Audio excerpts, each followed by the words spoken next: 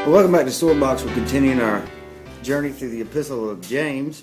Today our verse is James 3:17. But the wisdom that is from above is first pure, then peaceable, gentle, willing to yield, full of mercy and good fruits, without partiality and without hypocrisy. And we're going to begin back at James 3:13. He says, "Who is wise and understanding among you? Let him show by good conduct that his works are done in the meekness of wisdom." Here James asks the question, who in the church among you is wise? And before you raise your hand and say, "That's me," James says, show it by what you do and by the way you do it. If you are wise, then your conduct will be good and your works will be done in meekness or in humility.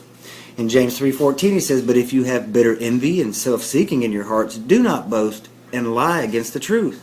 That wisdom does not descend from above, but is earthly, sensual, demonic."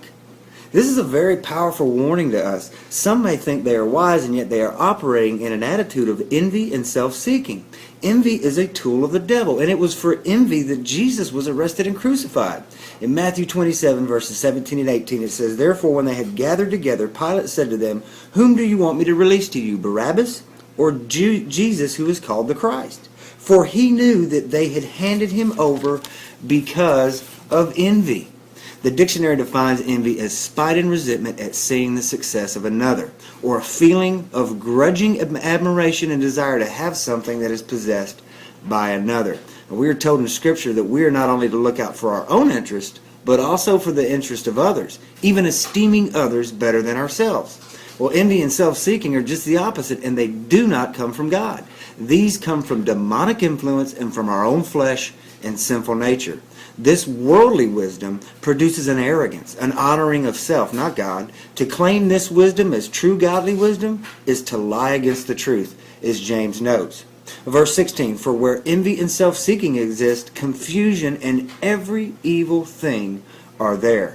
This verse really jumps out at me. You know, envy and self-seeking are such wickedness that it appears to open the door wide open to demonic influence, which being in every evil thing. I mean, that's a frightening thought. Along with it, it brings confusion. 1 Corinthians 14:33 plainly states that God is not the author of confusion, but of peace. Satan loves confusion, especially in the church among God's people. And here it is quite obvious that if he can steer us towards envy and self-seeking, he will unleash confusion, bring in every evil thing he can to divide, to disrupt, to deceive, and destroy God's people, their unity, their testimony, and their effectiveness.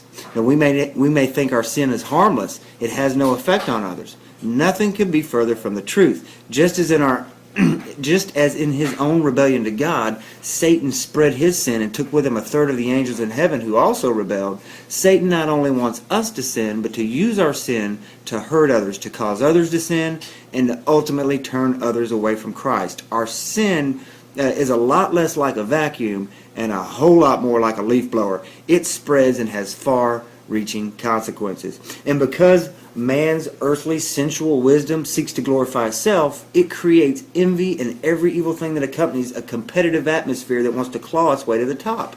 An ambition to be wise in the church in order to have honor and to have your own way, it's not God's wisdom at all. That's the devil's game for sure. And so now James is going to detail the qualities of God's wisdom so that we can not only test ourselves, but so we can also recognize true godly wisdom in others. James 3:17, the verse I just read, is at the start of this devotional. "But the wisdom that is from above is first pure, then peaceable, then gentle, willing to yield, full of mercy, of good fruits, without partiality and without hypocrisy." Let's look very quickly at these. First of all, it's pure. That indicates it doesn't come from man, who is impure, but rather from God, who is holy and without contamination. It says peaceable. You know, true wisdom from God is not contentious, it's not argumentative, it does not behave with a selfish attitude. Gentle. It's courteous, it's considerate, it's fair, it's moderate. All good words to describe gentle. Willing to yield or reasonable. God's wisdom is teachable, it's compliant, it's not stubborn. Full of mercy. That means it's concern and compassion for people, not simply running over folks with your knowledge, being offensive. The end goal is not to shame someone or prove that we're right and that they're inferior. Good fruits. This goes back to what James said in verse 13. Wisdom from God is shown by our good conduct and our good works, not just what we know. Without partiality, just like we talked about the other day, God is no respect of persons. And if we have his wisdom, we won't be either. and without hypocrisy. This one's kind of obvious. We simply need to practice what we preach. Now, I went through those really fast. I encourage you to really think about these qualities of God's wisdom. We must not accept this world's wisdom, or this so-called world's wisdom. That's the same stuff that says we come from monkeys. There's practical, everyday wisdom we all need for our decisions and our choices, and God can and will provide it for us. We need only ask and submit to His words. But knowing God more and more, and applying what we learn, living out God's truth with a humble, teachable servant heart, that's real wisdom.